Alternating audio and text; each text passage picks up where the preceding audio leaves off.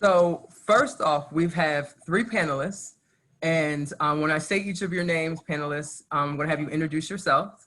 And they come from different places, different backgrounds, all accomplished and all ready to give back.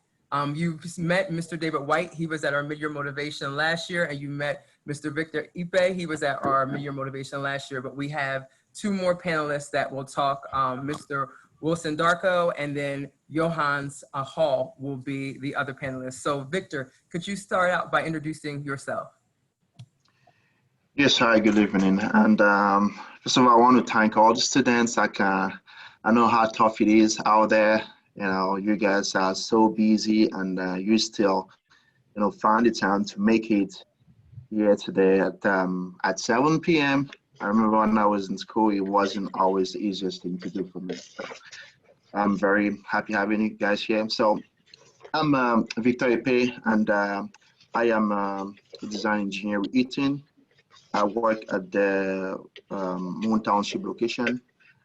So pretty much I've been with Eaton for about 8 years. Before working with Eaton, I worked with GE as a quality engineer, and I also got my bachelor's and master's from Oregon State University. So currently I'm working as a design engineer where I deal with residential product when it comes to things such like circuit breakers, transfer switches, so things like that. And I'm very happy to have you guys here this evening.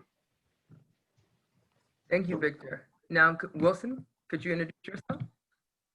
Yeah, no doubt. So hi, everyone. Good evening. My name is Wilson Darko. I work as a power systems engineer out of the New York office. I'm originally born and raised in the Bronx, New York. And yeah, so that is my experience. I've been working with Eaton for about 2.5 years now, since I graduated from college, where I graduated from the Rochester Institute of Technology.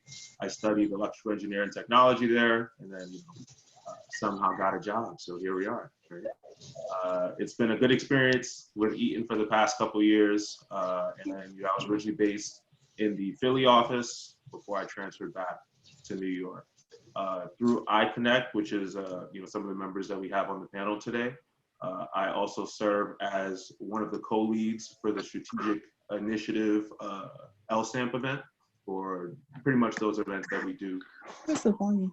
Looking forward to engage with you all in the future. And then can we have Mr. Johannes introduce himself?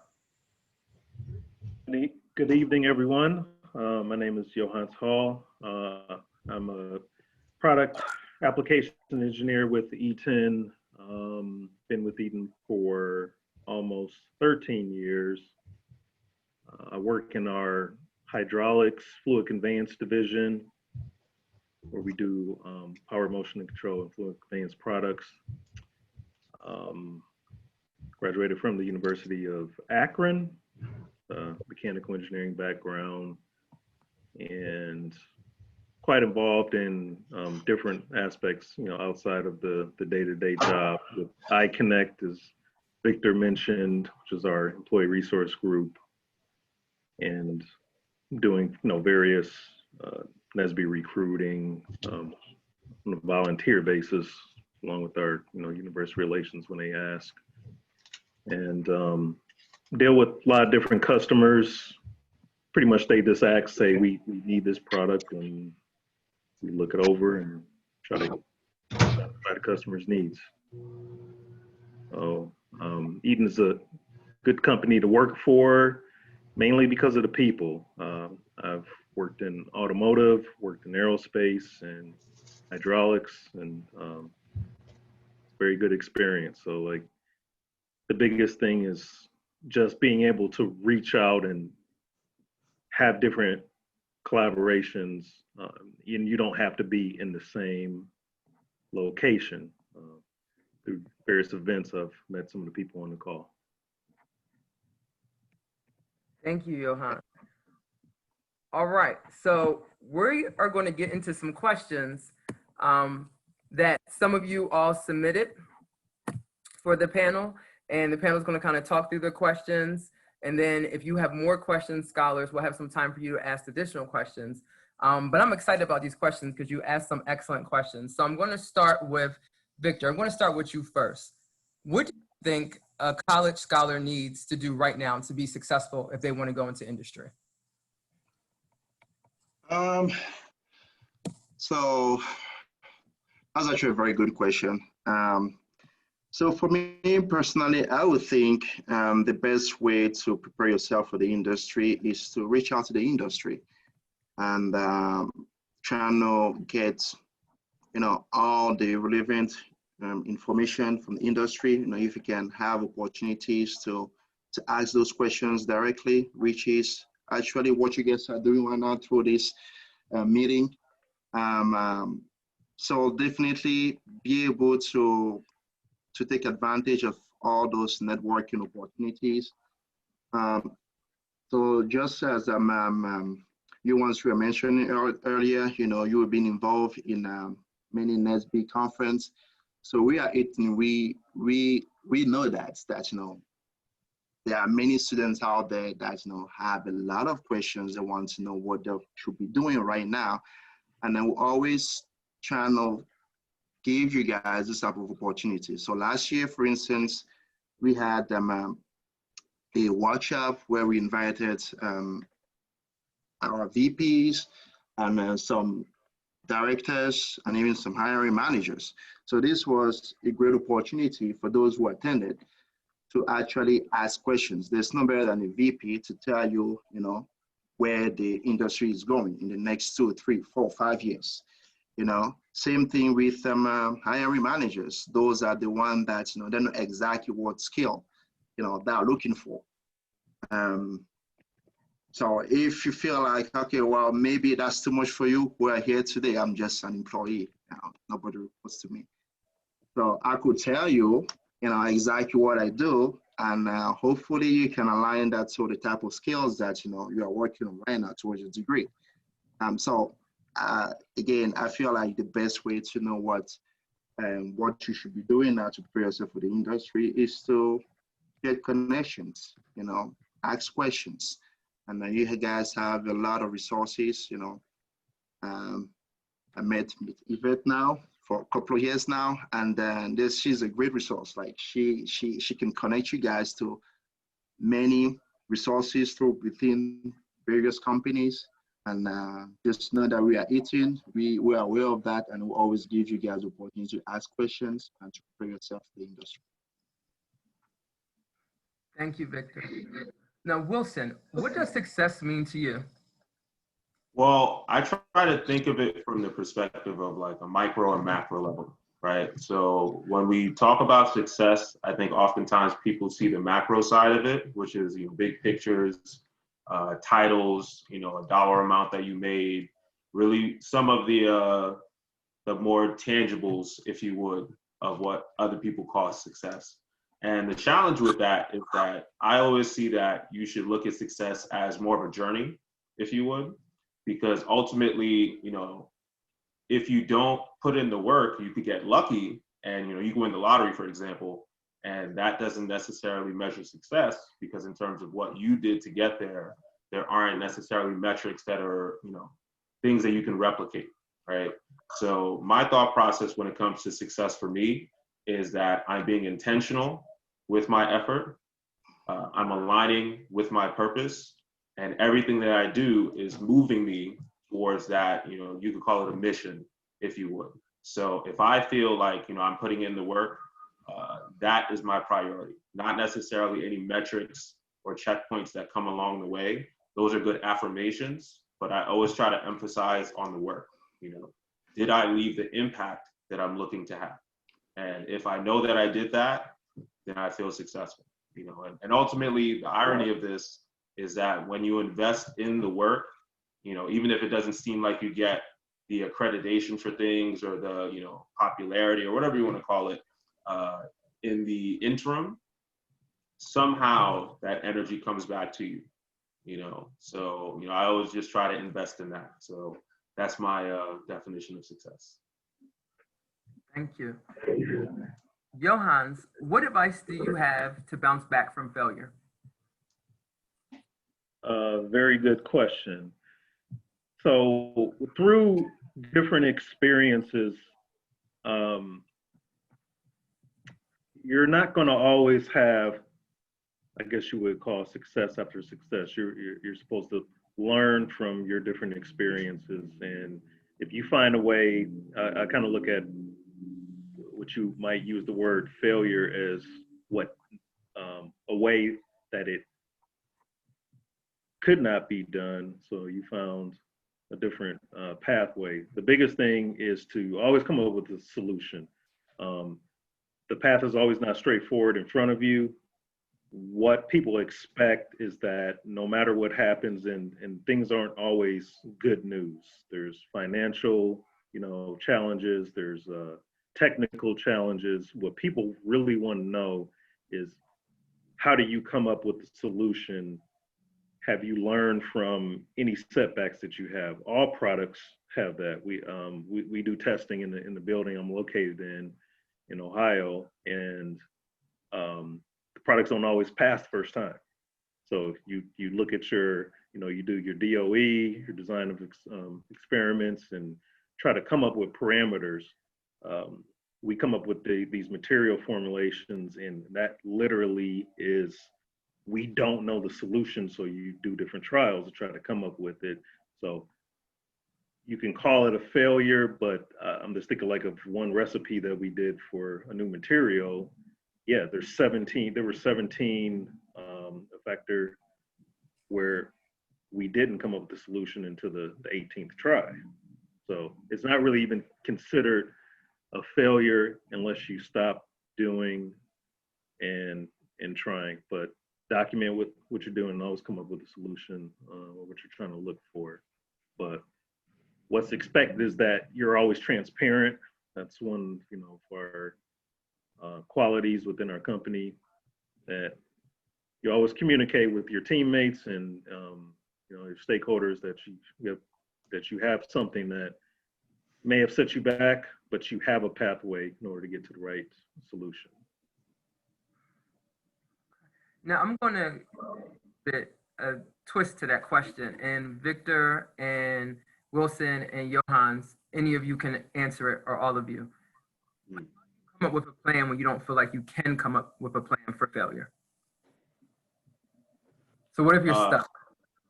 So my thought process is that if you're stuck, move. That sounds like really simple, but sometimes momentum can kind of build you or push you in the right direction. If you kind of stick still, it makes you stagnant.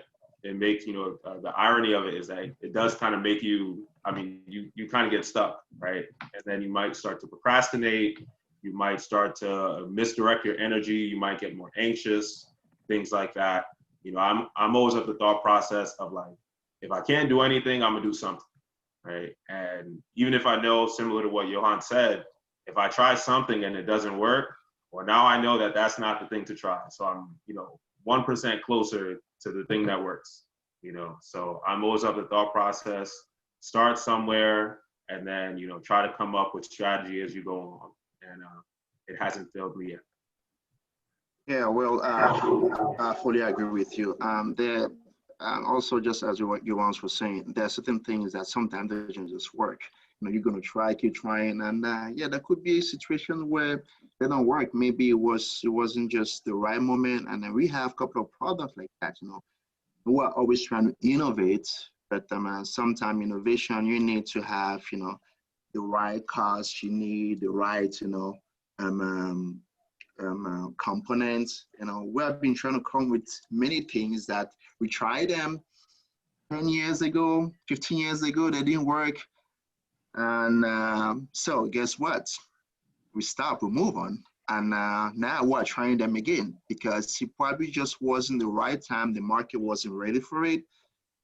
So there are things like that where, you try your best and it's not just ready. It's not just the moment for it. And with time, you can give it a second shot, and then you end up getting it right. But definitely, if you try, it doesn't work. At some point, you need to put a stop to it and maybe change your strategy. And yeah, so. And one more thing I'll add to that is, the kind of the transition from school to, the workplace, and some of you may have already experienced this within, internships or co-ops, but there always isn't a finite solution to every problem. Customers say, well, here's what I want. And if you come up and say, it's like, well, we can get 80% there. That may be enough if you actually communicate with them. Yes, they all have their parameters and things that the customer is always asking for. But even if you get close, a lot of them say it's like, well, customers will come with a wish list a lot of times. And, you kind of agree with what you want, but if you get close to it, 80%, 90% there, like that is a good pathway to kind of come to a compromise. Actually, to emphasize that a little bit more, I definitely agree with Johannes. I think a trap you can fall into is chasing perfection. And, for a lot of people that are perfectionists, you think it has to be absolutely flawless on the first try. And if you make that happen, congrats. I think something that I've learned, even in my time in industry, is that, you want to make your thing as effective and efficient as possible, but nothing has to be perfect. If it was perfect, they wouldn't need someone to come up with something better, right? So sometimes, getting it to meet the scope of the project is what you were supposed to do. And this is relevant to any aspect of your life, be that college, your job, any other situations. Your first priority should be to meet scope, right? If it doesn't meet scope, adjust from there. But, if you want it to be flawless, write a movie. But, for real life, sometimes you have to just work with what you have. And, sometimes that is more than good enough. So just keep that in mind. I love it. I'm glad we went a little deeper with that question, because that's hitting on a lot of stuff that, we're getting in the finals, getting this semester wound. Okay, so Victor, when we look at a scholar at Eaton that's on a co-op, what would he or she need to do to be a standout in their department as a co-op student? What would you say some characteristics are that a student would need? So obviously there are certain things I could look at it two ways, right? So there's what is expected from you, okay? And from that I could break it in two levels, probably. So at a personal level, and this is one thing that I know for sure a student needs to focus on, the technical skills, right? So I know students always get excited when it comes about that, and that's definitely great. You could show that you have what it takes to get a job done. Your innovative side, that's fantastic, and if you can show that, that's great. But one thing that we usually emphasize on, especially at Eaton, when it comes to hiring, we don't just look at what you can give us today, right? We want to be able to see, down the road, can you grow? So looking at that, we want to see how you collaborate with others, right? Your ability to, how do you get projects done? Like, do you work alone? Were you able to ask questions? Because I'm going to expect you to ask questions. I have a couple of co-op and interns that work, with me, and I was giving them some tasks because I was expecting that, hey, I know you're going to have to ask questions. There's no way you're going to figure this out on your own. Mm-hmm. And that's the type of environment that we're trying to build. As you once was saying, he has been with the company for 13 years, and the people, the culture is very important. So that's definitely things that, you need to be successful. And obviously there are other things that you can do, like your ability to take initiatives, those that want to go above and beyond, that is great. However, you want to make sure that, this is aligned with, I guess, the department or the company's interests, right? You don't just want to do things because of you want visibility, you want people to see you. You want to take initiative that are constructive and that are helping everybody. So if you can do those things, definitely, I'm pretty sure that, you're going to stand out. Excellent. Okay, so when we start looking at career and professional development, Wilson, what are some of the greatest professional lessons you've learned being a professional? Yeah. So I think surprisingly, and this is going to sound cheesy probably, but you add your greatest value being yourself.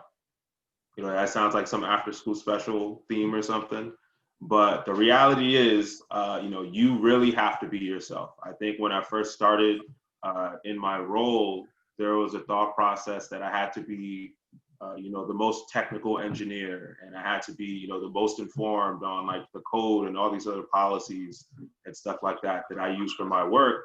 When ultimately, I was hired to be Wilson.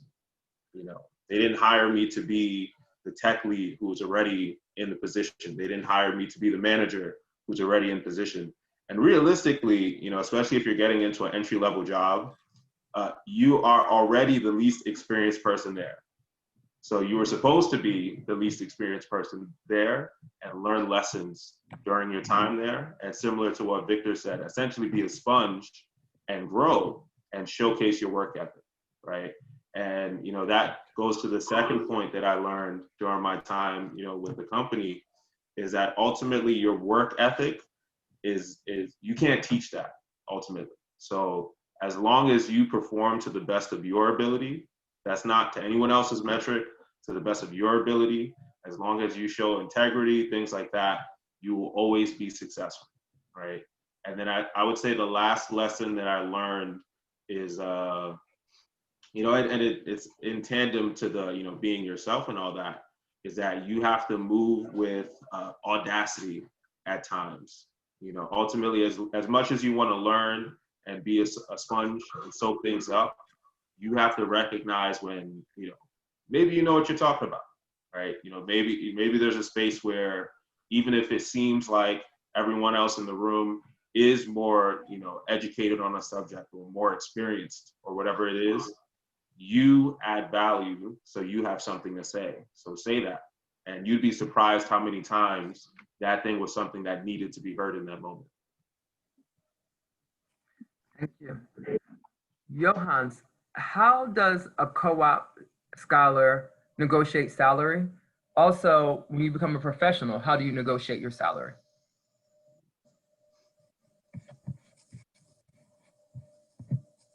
Take myself off mute, that might help.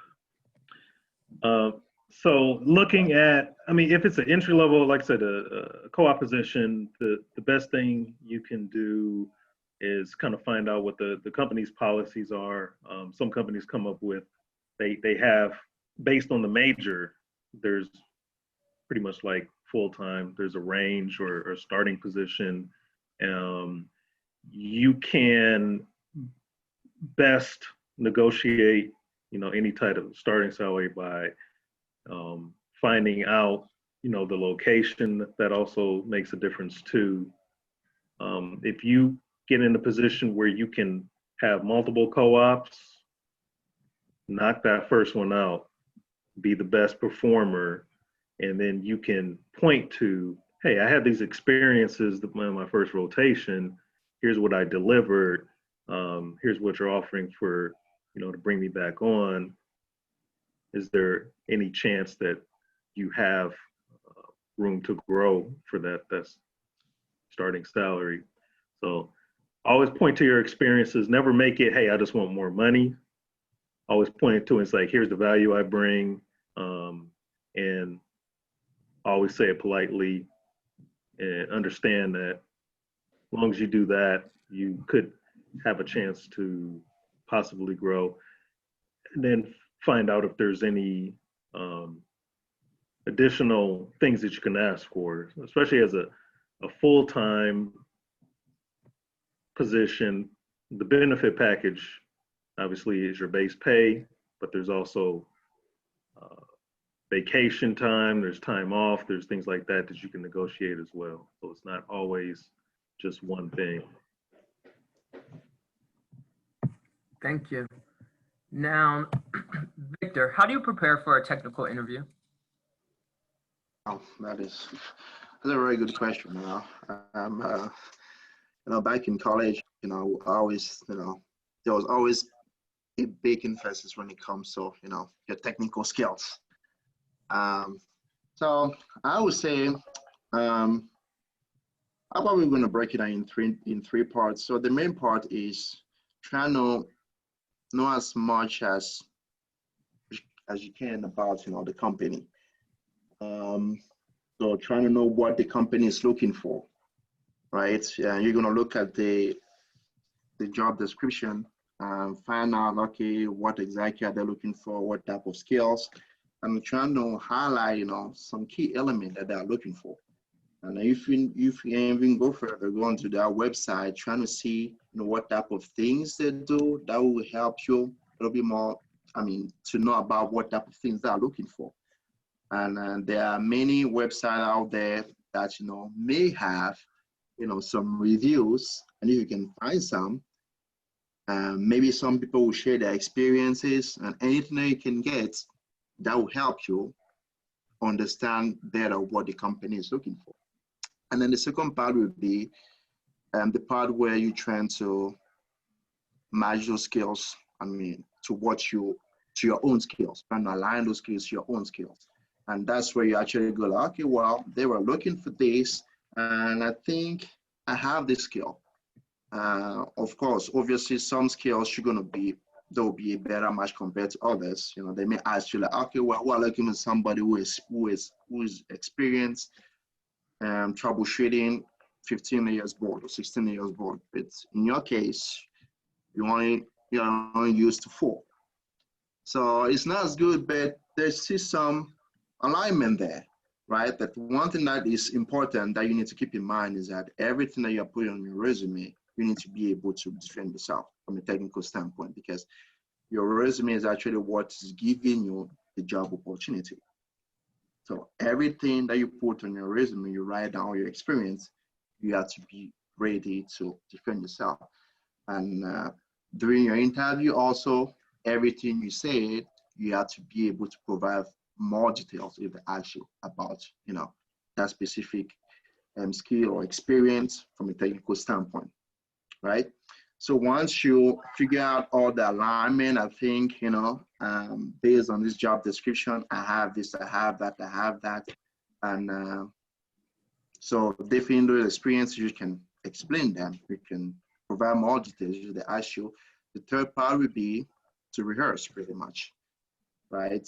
There are some cases where, you've done things, but you are not very good at, selling yourself. So definitely rehearsing will help, right? You want to be able to rehearse. If you have like your brother or whoever next to you, just time yourself like, hey, this is 30 minutes, let's talk. Can't be, and definitely that would be helpful. So those three parts, learn about the company, try to align your skills to what the company is doing after, what the company is looking for, then rehearse for your interview. Thank you. Okay, and to close this out, Johannes, what makes Eaton special? Kind of going back to the people that you get to interact with, building all the relationships. That's very important. And no matter what role you go into, is you have to understand the connections to not only get your job done, but to kind of enhance the project that you're working on. So one thing that kind of stood out for me is the multiple opportunities. We all have our day-to-day projects and roles that we have. What I really like about Eaton is, even for some of the newer employees, they really will listen and value your opinion. I've worked at another place where if you're new, kind of like I said, new to the company, that may not be the case. But I've really not seen that at this company. If you have an idea, people will listen. The biggest thing is, like you said, from any technical major that you go into, the biggest thing is like communication. I wish I would have written more papers and worked on more, you know, different communication classes, because like I said, you will use it. You have to be able to tell your story. You have to explain your thought process. So just because you know how to do it, you have to explain this to a salesperson. You have to explain this to customer service. You have to explain to some of your customers. So that's very important. But the biggest thing that I got was the multiple opportunities that I got, not only globally working with different customers around the world and internally and externally, but getting the chance to collaborate on, you know, university relations, going to career fairs, working with the employee resource groups. They're just, community service was a big thing. I met so many people. There was opportunities to do that as well in some of the roles I have. And you get the best experiences just by building relationships, and you're going to do it more than just on the job. You know, if you participate in some of those other activities, that's what you're doing. You're building your network, you're building relationships, and people will remember you as that kind of go-to person and point of contact. Yeah. I don't know, Yvette, maybe I could also just jump in. Just emphasize, you know, on the past, you know, that personal level, those relationships that you have with people. I mean, that's definitely, I fully agree with you. You know, as I've been for 8 years, is the same thing. I mean, whether you are dealing with people that, you know, you see every day next to you, or whether you are dealing with people, and as one to Eaton, one international company. So where people like in different locations, and you feel that same culture. So definitely I agree with that. And there's also one other thing that I also wanted to add, that I felt like for me, it helped me a lot as a design engineer. So as a student, you always think, okay, you can come up with all these cool ideas, which is fine. And we have a lot of those, and we want a lot of those, but you're quickly gonna realize that sometimes, you know, designing something does not necessarily mean that they can manufacture it, right? And so Eaton is one of those companies that gives you both experiences. You can design and you can actually manufacture your product. And that is very important from a design standpoint. You need to be able to design something that we can build. So Eaton is also known for a manufacturing company. And you can go all the way down where we kind of push support at the customer level and the field level, which is something that I've done a lot to be able to troubleshoot problems. So you don't just design something, you see how they manufacture it, and you see how it's applied in the field. And you can be part of that entire process and just learn more from everything. And I just want to add that. And for me, that makes Eaton very special. Absolutely. Now, Wilson, you talked about earlier being authentic. So how do you bring your authentic self to the workplace? So I guess I would say even beyond the workplace, this is something that's going to be very relevant for really everything that you do in your life. I think that if you know yourself, you save 2/3 of the battle for so many things, right? When you know yourself in terms of the strengths that you have, I call them opportunities for growth. You know, that's an HR way of making it sound nice, right? When you know what it is you want to do, the type of environments that you work well in, how you learn, all of these different things, you can be a lot more intentional with the decisions that you make, or even the spaces that you exist in, right? And I think naturally for most people, we put masks up to try to fit in. I think it's like kind of human nature for people to want to fit in, but that can be very dangerous for you, because ultimately, if you try to emulate something that you're not, either the space holds you to that metric or standard, or you are able to do it effectively, and you now dislike the person you see, or you don't like going to work because you feel like you have to fake it, or you have to, keep up appearances, or whatever you want to call it, right? And ultimately, that is always going to be a dangerous thing, because I think the best feeling in the world is being able to be, well, it is work, so I won't say completely unfiltered, but a slightly less filtered version of yourself, right? I think that that's a pretty great feeling. So you have to be present, is how I would kind of conclude that. You have to be present in all aspects. Present in terms of your personality, present in terms of your culture, in terms of your background, in terms of your history, because the work space is a lot more than just the job that you do, as Johan's mentioned. You're going to have conversations pretty often.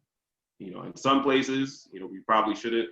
It could be about politics. It could be about race. It could be little microaggressions that you might deal with in the workspace. And if you run the risk of, making it seem normal, that, I don't want to stir up the pot, so I didn't say anything. I was raised to say stuff, I'm from the Bronx. So speak up, right? If you think that something, I don't want to say, that you should be reactive necessarily, but, it's okay to establish boundaries, right? It's okay to speak on what you value, on what you enjoy, what type of conversations you want to have, even to the point of, if people are talking about music that you never heard of, bring up music that you have heard of, right? Let's normalize our music for everybody. Why not?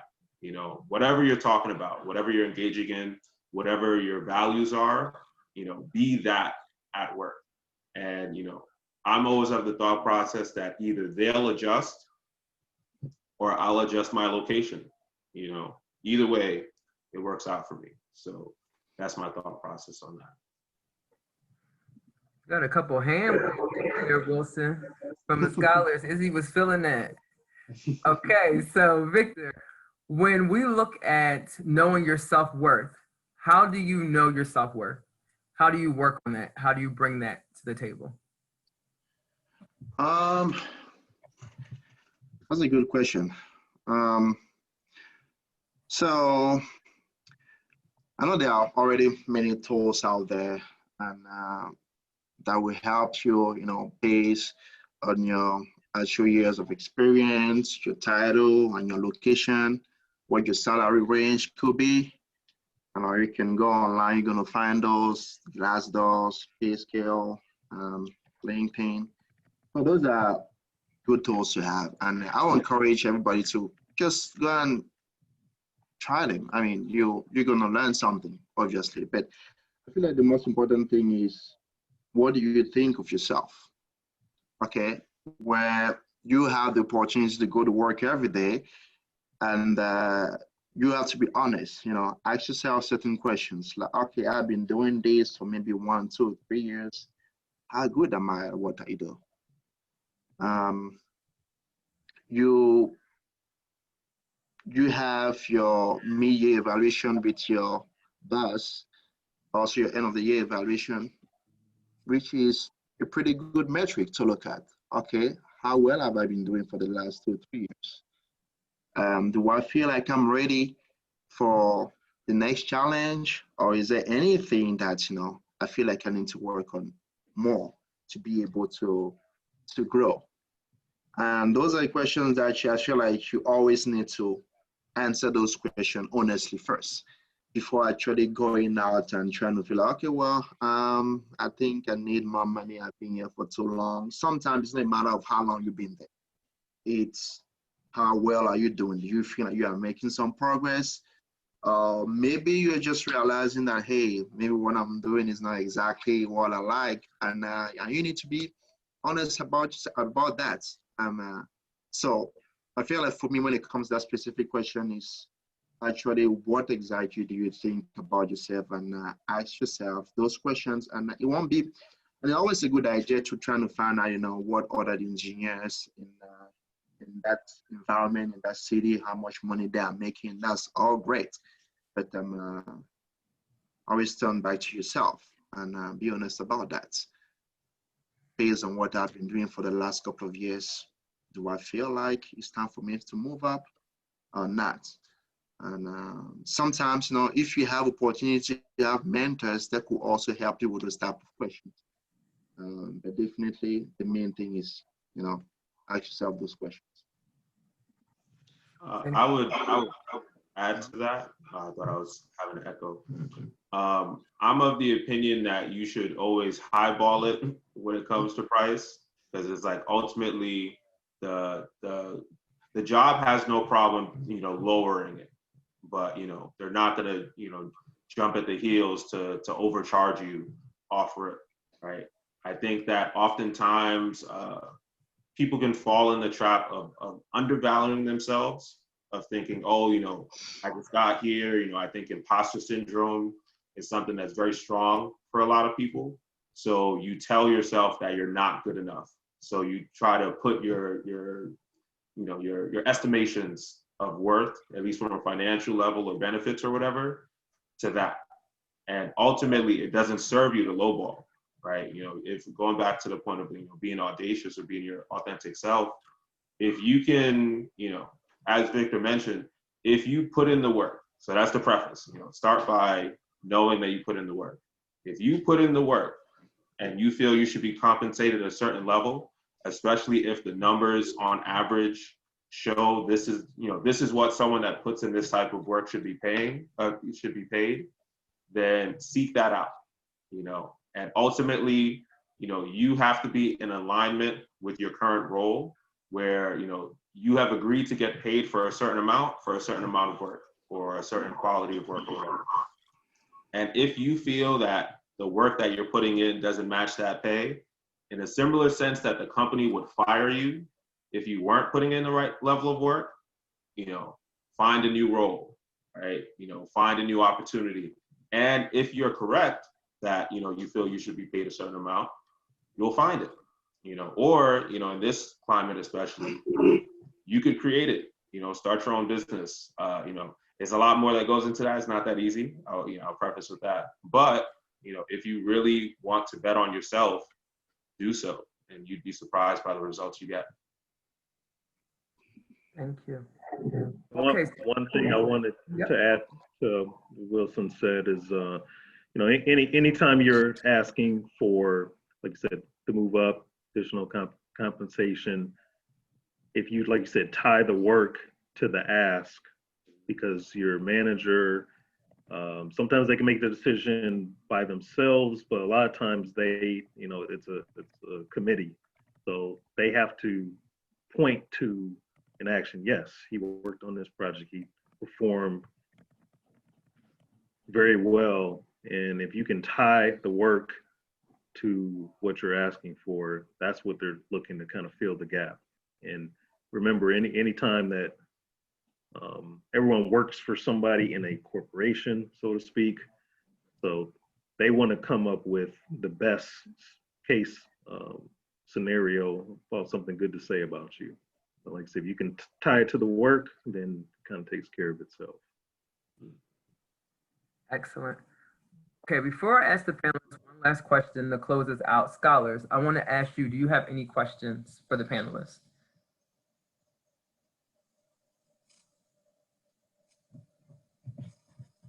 So you can unmute yourself. Yeah, I have a quick question. Oh, go ahead, Shango. Hi, my name is Timothy.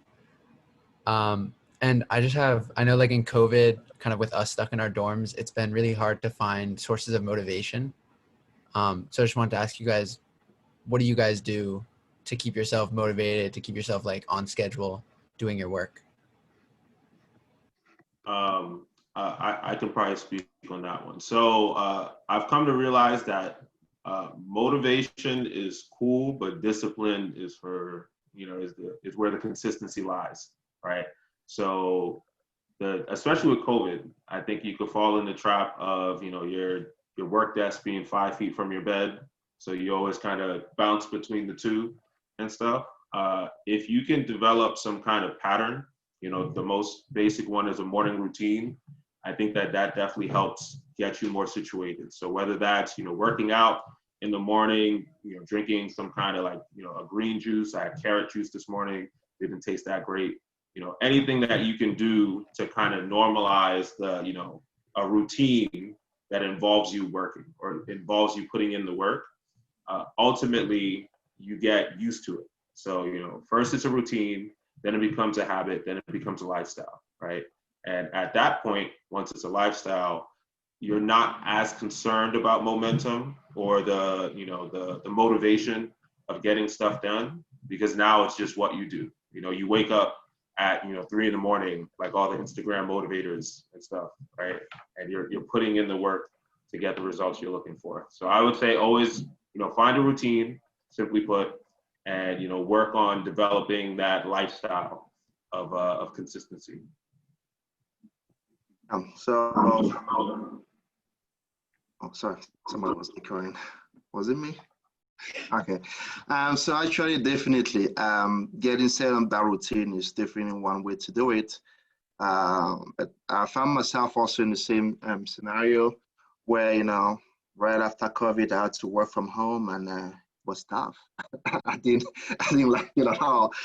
And so one thing that I did, it has been like many years since I used MATLAB. I know some of you are familiar with it. The last time I used MATLAB was probably in 2012, 13. And at the beginning of the year, it was just one of those things that I decided maybe I want to check back into it, and it was just a perfect timing. And I had like a lot of files that were sent to me by our technicians. So they had to like email me a lot of stuff, and I couldn't really do any hardware work. I had to do everything was based on simulation. So I was like, oh, maybe I'm gonna make this more exciting by using MATLAB instead. To allow me to get back into my MATLAB book, I created myself a little project, and I knew it's something I like to use. So it helped me to, I guess, address the motivational part of it or the problem just by going back into something that I knew I was going to be excited using it. And but yeah, sometimes you just use your imagination, your own advantage. And, yeah. So I thought that was cool. Absolutely. Thank you, guys. Great question. Other questions? I have a quick question. I was going to ask, you were talking about being authentic in the workplace. In the virtual environment, how do you navigate that? Because I feel like I've been working in an environment and I don't really know who people in my team are. Like I know who does what, but we don't really have those interactions where we talk like in the break room or anything. So make the break room. That's essentially the nature of this new environment. You know, when I say make the break room, in the same way that, you know, you'd go up and just talk to someone, now you're doing that in the form of an email. You know, hi, so-and-so, you know, I know that we're working on this project together. I just want to take 15 minutes real quick just to have a Zoom call or just to get familiar with each other.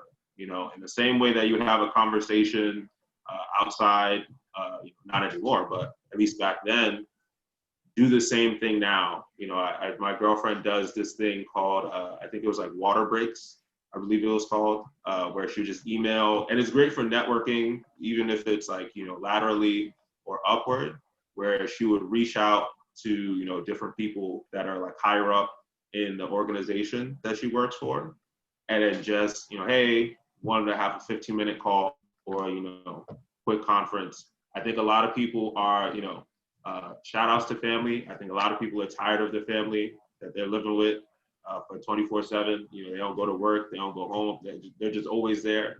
I think a lot of people like some kind of disruption of that routine, you know, so it doesn't have to be something complicated, even if it's just a 10-minute talk, you know, hi, Wilson, long walks on the beach, you know, vacations, this, you know, just talk about yourself, and then, you know, yeah, just, I would say rotate through those, and they can be surprisingly refreshing for both people. Yeah. So definitely I've been doing something similar, and Wilson, I guess you every Friday with I Connect. This is one thing that my colleague, as a side lead, he came out with this brilliant idea. He just got this meeting invite every Friday at 12:30, and we talk about everything. We could talk about the game or anything that is going, like, just so, and it just helps, you know, take the stress away. It helps you to know I guess your colleagues better. So anything you want to talk about, you just put it out there. So I feel like you guys could be doing the same thing. I don't know. You guys like watching football? I mean, what's your interest is? I mean, what do you guys have in common? Just talk about it. You can talk about it and forget about the project for a minute. Just want to know somebody like, okay, what else can we talk about? And that definitely help. And it doesn't have to be anything serious. Yeah, it doesn't have to. It could be sports. It could be, apparently there's like Zoom game nights that people are doing. You know, I mean, it'd be kind of hard to do, but you could play like Zoom spades if people know how to play spades. I don't know if you know how to play spades. Apparently, a bunch of people don't. But you know, there's options. I think the biggest thing that you can do to help yourself is don't overthink it. Right? Yeah. You know, just reach out, see what happens. And to kind of piggyback off of those two comments, you know, when you're meeting with your team, you know, it's all about finding common ground. So everybody has something that they can relate to, whether it's sports, family, like I said, some current event that's going on. It could be anything, but there's always common ground with everybody. You just have to inquire to find out what it is. And I think that's the best way that you can build a relationship with the team if you feel like you don't know them as well.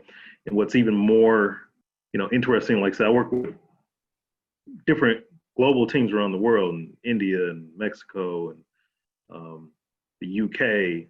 So you have to reach even further about what is that common ground, especially in different time zones. But it's always there. Everyone, we're all from the same planet, so everyone has family, everyone has different things that they are doing, and everyone's kind of going through COVID right now as far as the different virtual work environment. So it's always something that you can find common ground with. All right, thank you. Any other questions, scholars? I have a question. Yep. Do I have time? Go ahead. Yep. Okay, thank you. Awesome. This is first, thank you everybody on the call. This was definitely excellent. I'm glad I was here. My question is coming from somebody who is trying to get into a position at Eaton and may not and doesn't fully feel like I have all the qualifications or skills that I need. And I guess my question is, what is something that you wish you knew when you started, and what's something that you still think you need to learn to be the best version of yourself at Eaton? Apply anyway. I think Done. So I mean that in the sense that, you know, as it relates to any role that you're looking at, you might be overthinking the actual qualifications. You know, respectfully, the assumption is that you don't know much. If it's an entry-level position or an internship, co-op, or whatever else it is, the biggest value that you add is your work ethic. You know, there are some kind of fundamental skills that it would be beneficial for you to have, but, you know, you can't, as I said before, you cannot teach work ethic.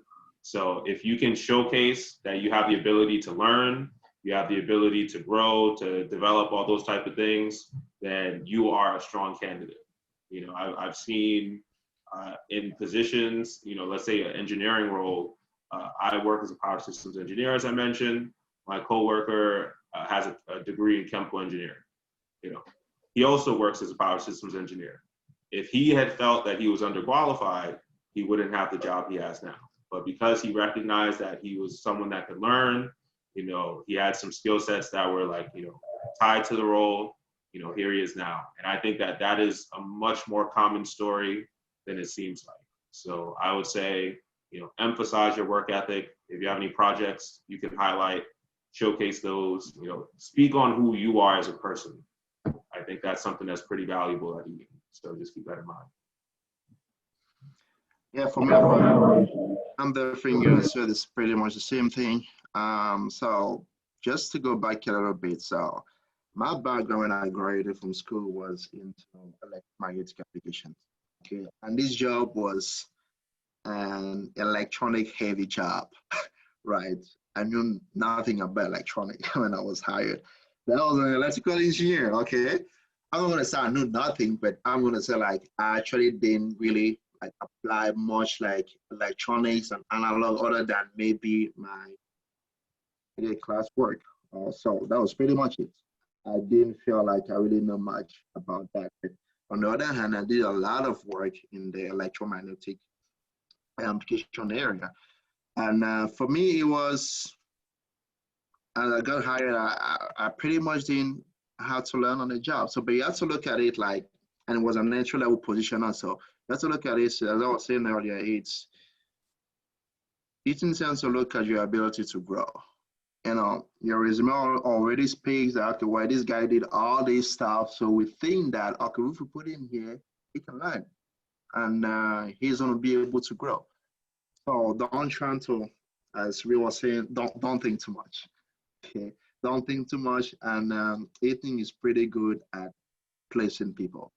I mean, I haven't seen anybody that came to Eaton and didn't do well, you know. So they're definitely going to give you the time that you need to learn. Again, it's an entry level position. So if they believe in you, that's all you need. You just believe in yourself. And so that's pretty much it. Just believe in yourself, and the rest is good. It's gonna go pretty smoothly. Thank you. And one comment I'll make on that is you were mentioning, you know, what can you do to grow, and that's just not being afraid to take on something new to learn, because there's always something an area that you can expand upon, and not being afraid to take on that uncomfortable assignment.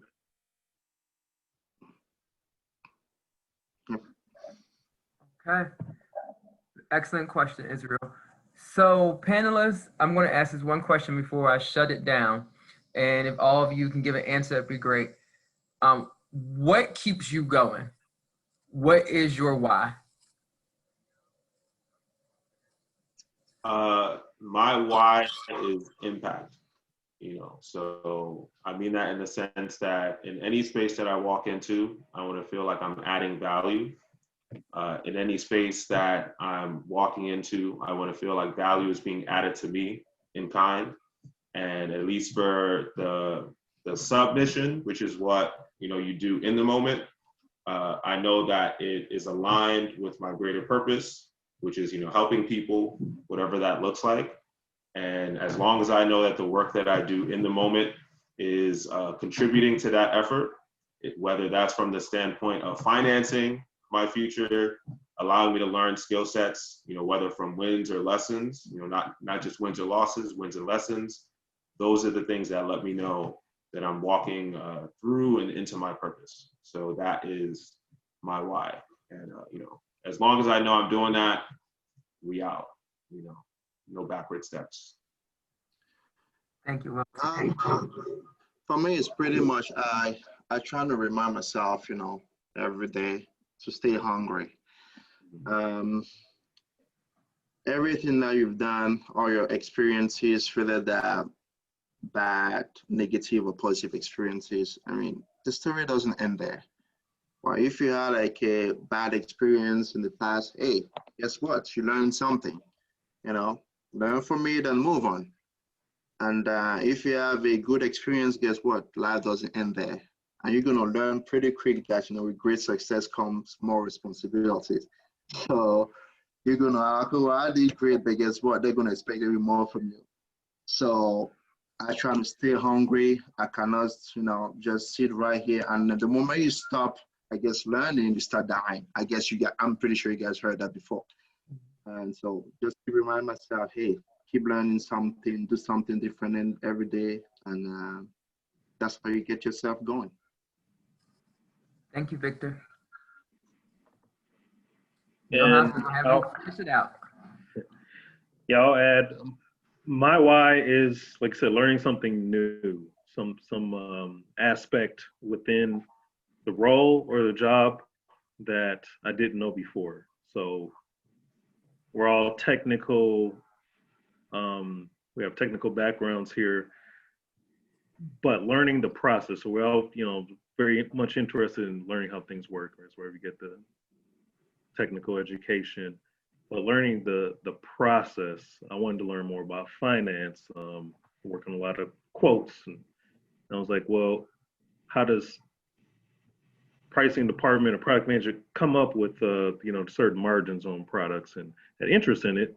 So if you kind of dive into it, you find out, oh, they're trying to meet a certain level of profit, but then they'll give away certain aspects to gain a larger sense of the project, because we work on a lot of small components that make up a larger set within the system. So definitely learning something new. Working with different cultures around the world is also a motivation, because had that opportunity early on, but it's just a integrated part of my role now. So learning about different cultures, and understanding what their motivation is too, because like I said, we're all in this kind of together. Everyone has similar experiences, and learning how you connect is a great motivation. And just like I said, preparing yourself for that next level. And people, they want someone who's able to be, because what they call agile learner. You're not expected to know it all, but you are expected to find an approach to get the answers, find the resources. You don't have to be that specific resource, but you're expected to know where to find that resource, or at least know who to ask to get that information. At some point, if you keep moving up, then you'll have that, well, can you motivate a team? Can you get other people to do tasks within that chain of whatever needs to get done? So all of those things, the things that you just have to work at, building those relationships, understanding that you have more than one approach in order to get something done, and all that together is just motivating. And then just lack of better words, just reading about current events and everything going on. You'll be expected to learn about new technologies. How do you keep that going? You should, like you said, have that hunger and thirst to, well, I don't know this, but I'm going to go learn about it. So reading publications, finding out what is the next big thing. That's kind of what keeps me going. Well, thank you, Victor. Thank you, Wilson. Thank you, Johannes. And then David, thank you for putting all this together. We'll be scholars working with Eaton in the spring, but I think you saw from the panelists that everybody came from a different scope, but I think all their scopes met the needs of where you all needed to hear, especially at this point in time, whether you were a first-year scholar or whether you're a graduating senior, okay? So don't give up. We appreciate your time, Victor, Wilson, and Johannes and David on this Monday night. Keep pressing on, scholars. We got a couple more weeks till you get to the finish line of the semester, and you can take a little break, and then we go back at it in the spring. But know that you have what it takes to be successful, so keep thriving. Thank you all. Have a good night. Can we give it up for our panel before I log off? Get some thank yous and all that good stuff. Okay, got the little praise hand. Thank you. Okay, Halima, thank you. And everybody have a wonderful night. All right, stay safe. Thank you, guys. All right. Thank you all. Thanks, Take everyone. care. You all. Good night. Night.